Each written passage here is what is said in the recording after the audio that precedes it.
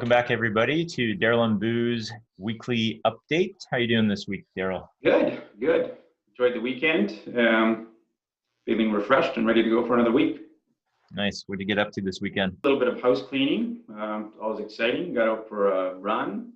We did our web conference that we do, Zoom conference with some friends over dinner, which was kind of fun. I saw a first friend who had actually done a home haircut, which I haven't succumbed to yet. I know eventually it's got to happen, and I was quite impressed. He used the buzzer all the way around, and he went online to go buy some actual barber scissors, some proper sharp barber scissors, and realized that's, again, one of the things that have been completely depleted. So there's no inventory out there in the world. So used some home scissors and I made the best of it. It was actually quite good. Yeah, this weekend I got into a Nerf war with the kids. I was kind of perched up as a sniper, which involved me sitting in a zero gravity chair. All right, cool. So this week we have our very first guest on Daryl and Boo's weekly update. We have Jill Durand. So we'll just cut straight to that segment right now. Okay, so we've got our very first guest on Daryl and Boo's weekly update, Jill Durand. Hello. Hey, Jill, how you doing? Just wonderful, thank you. Why don't you take a second, give us an idea of what you do, where you're based out of, and what kind of background that you have with F5. Very good, thanks, Boo. I'm out of Oregon, specifically Oregon City, a suburb of Portland. I'm a cloud services specialist, and I've been with F5 for almost 8 years now. Prior to this role, I was an account manager like Daryl in Oregon. So you are going to be the first person outside of myself and Daryl that will go through some rapid fire Q&A. Now, myself and Daryl weren't very rapid with this, but for our guests, we are going to make them rapid with this. All right, Jill, what was your first computer? Not sure what the brand was, but it was a Windows 3.0. Nice. And can you tell us about your first job? Well, my first job was picking vegetables. And that wasn't very exciting. But the first job as an adult was working for Pepsi.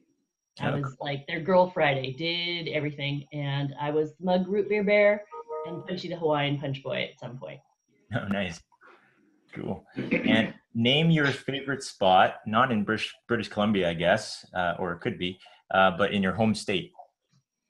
I would say that'd be Cannon Beach. It is a beautiful beach town. I love going there in the winter and just watching the waves crashing on the beach. It's beautiful. Yeah, definitely a special spot. And name something that you've done in quarantine that you wouldn't have done otherwise.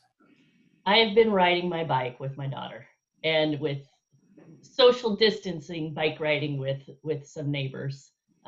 Which every year she tries to drag me out, and maybe I'd go on 2 bike rides, but I'm doing multiple bike rides a week at this point.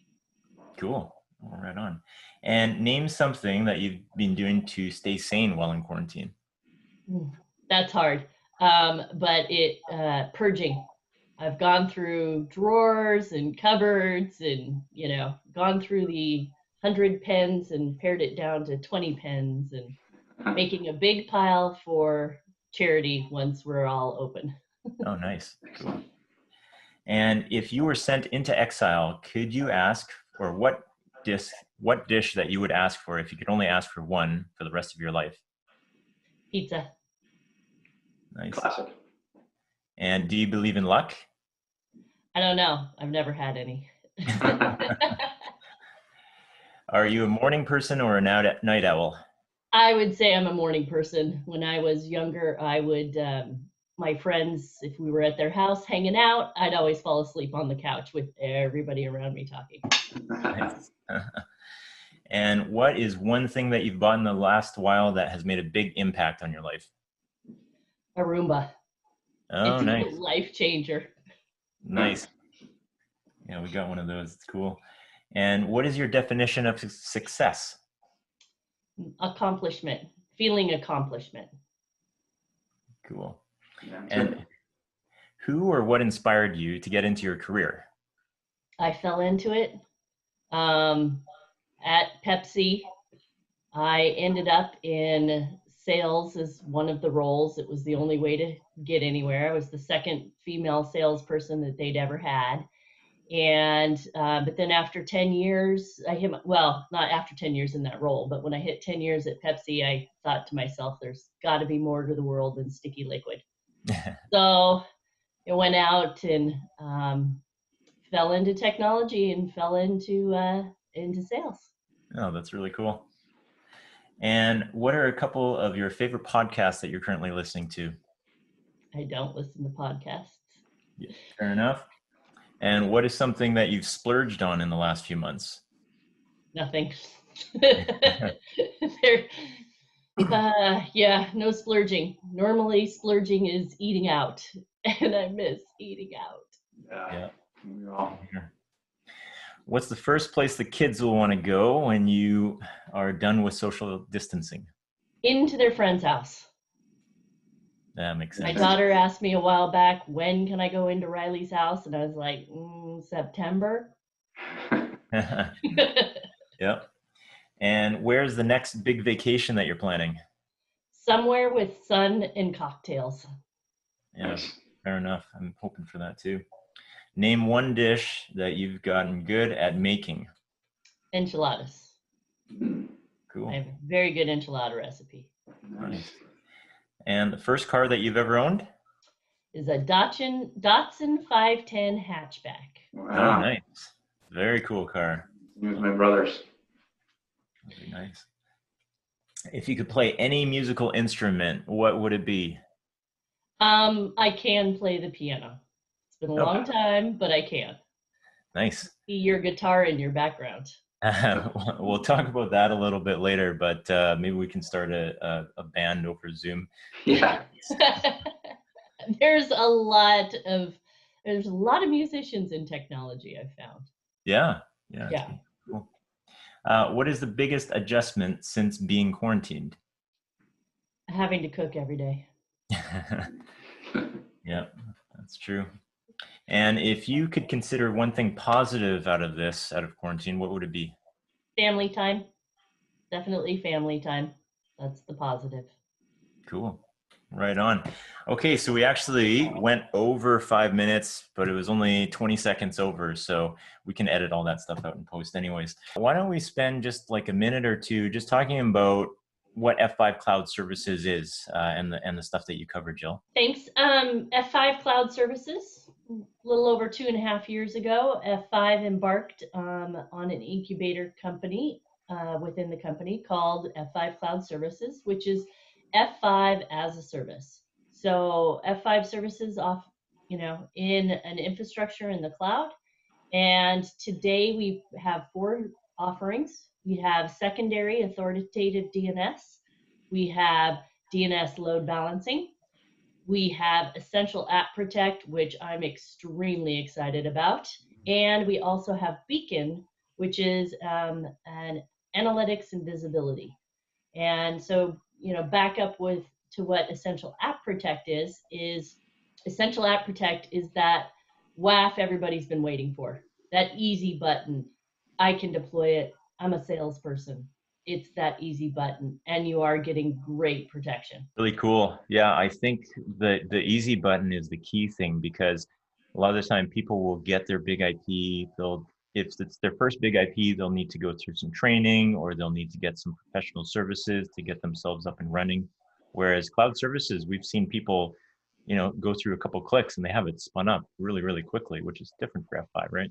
Yes, very different. It's about immediate results. In less than 5 minutes, you can be deployed and protecting your applications, and you are immediately seeing results. That's the most common when Boo and I talk to customers about WAF. I mean, the general response is, yes, we know we should have it, very important, but we're challenged around the resources to manage it and having to learn a new platform. So we're pretty excited about this also. So we've actually got a live stream queued up for this week, Thursday at 1:30 p.m. We're calling it Boo's Hour Cloud Edition.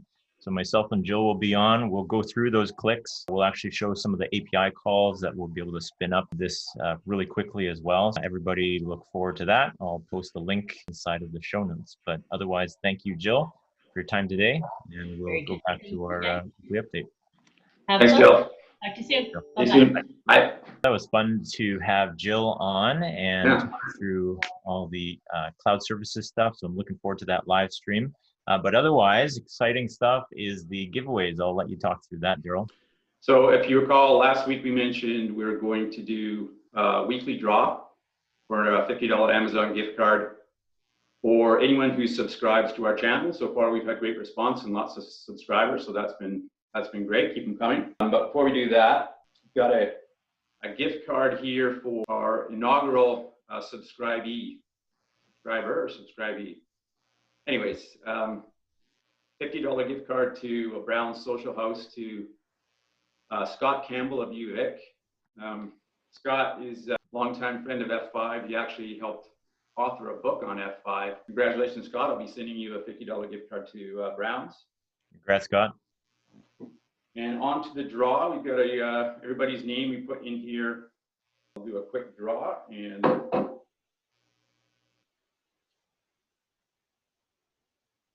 winner this week is John Lai from, I don't know if you guys can see that, but congratulations, John. I'll be doing this every week on gift card for, I guess, the foreseeable future. So for those who have subscribed, you will be entered. For those who have not subscribed, I encourage you to subscribe to our channel, and I will be announcing a winner on next week's show also. One of the comments that was left was about the guitar that appears back here, and we talked about that, at least my guitar last week, and Daryl's mentioned that he has a guitar as well, and that neither of us can play our guitars. Nope. And so next week we'll actually, I talked to one of our listeners who is my father-in-law and who is actually a musician and plays guitar, and he has been teaching music for a number of years. And so we got something for everybody who has that guitar sitting in your office that's collecting dust. Bring it out for next week. We'll talk through some stuff that you can follow along with myself and Daryl. Otherwise, we are looking forward to live streams this week, something new coming out under the name of Booze Hour. So there will be one on Tuesday with Mordasiewicz called Booze Hour Community Edition that I'll be doing with him. And then, as mentioned earlier, we have a live stream coming up with Jill Durand. That's on Thursday at 1:30 p.m. Pacific time. And we'll go through the API calls that it takes to deploy something like F5 cloud services. So don't miss out on that. Otherwise, and we will see you next week. Bye for now. Bye, folks. Thank you. Hey everyone, not raining again, so I thought I'd take advantage of that, head over to a park by my place and run through these updates. This week I got 2 live streams coming up. I have one called Booze Hour Community Edition. That is going to be an interview with Mordasiewicz, one of my coworkers. The Community Edition of Booze Hour is meant to continue to spread positivity. We're going to do that by just talking to folks from community, and community could be customers, partners, co-workers of mine, people from my personal life, people that can share good messages with everyone else. And that live stream with Robin will be on Tuesday at 3 o'clock Pacific time. Another live stream that we have coming up this week is going to be called Booze Hour Cloud Edition, and this is going to be with Jill Durand. Thursday at 1:30 p.m. We're going to talk about implementing cloud security with 2 API calls. F5 just released something called the F5 CLI and SDK. This implements a remote CLI similar to what you'd see from AWS or Azure or GCP. Allows you to really easily control a big IP using a streamlined CLI. I've included a link to a DevCentral article and a demo video of that as well. This past week, DevCentral did another DevCentral Connects live stream, this time with 2 F5ers on there. Rodrigo Albuquerque talked about troubleshooting SSL, and they also had Peter Scheffler on, who many of you have met, and he talked about the current state of SSL. I've included a podcast that features Mika Yamamoto. She's the Chief Marketing Officer at F5, and she goes over some of the changes that she's implemented at F5 over the past couple of years. And I think right now it's really timely because a lot of the changes that are going to happen to businesses over the next little while will involve things that she's already implemented at F5. Even from an IT perspective, I think there's a lot that we can learn from here. People need to think about how they can digitally transform their business, and IT is always going to be an integral part of that. BigIQ 7.1 just released. This is a really big release for BigIQ. This brings TMOS operability up to 15.0 and 15.1, and it also allows for you to deploy brownfield applications into BigIQ and taking advantage of the application analytics that you would normally see when you're deploying a new application through BigIQ. With everyone deploying SSL VPN through Access Policy Manager these days, I've included a link to the Edge Client Operations Guide, and this has some really helpful information on dealing with the Edge Client, including deploying it through software management tools. A really popular webinar that just recently ran is going to be rerun again, and this was the APM Best Practices webinar. So this will take place on April 28th this week on Tuesday, and we'll have a really great speakers again, Corey Marshall and Chaz Leslie, to go over the best practices. There's a former FBI agent, Dan Woods, that will be speaking at an upcoming SHAPE webinar. That's this April 30th. Thursday. It's going to be called Attack and Fraud in Uncertain Times, so be sure to check that one out. I've included an industry article on the current state of DDoS attacks. Average bandwidth is going up. The vectors that they are attacking is included in there, and it also talks about how APIs are increasingly vulnerable and increasingly attacked. I've included another article on OpenSSL and a recent vulnerability with that. It has been patched in version 1.1.1g, so if you are running anything earlier than that, you just want to take a look and check if you're vulnerable. That's a vulnerability that opens up the possibility for the system to be crashed and DDoSed. Thank you to everybody who's been subscribing to the channel. If you haven't already, please click subscribe. Consider clicking the bell for notifications. That allows you to see immediately when I'm going live on any of the live streams that are coming up. Stay tuned for those this week, and otherwise that's all the updates that I have for you guys. Please leave comments on anything you liked or didn't like or want to see, and we will speak to you next week. Bye.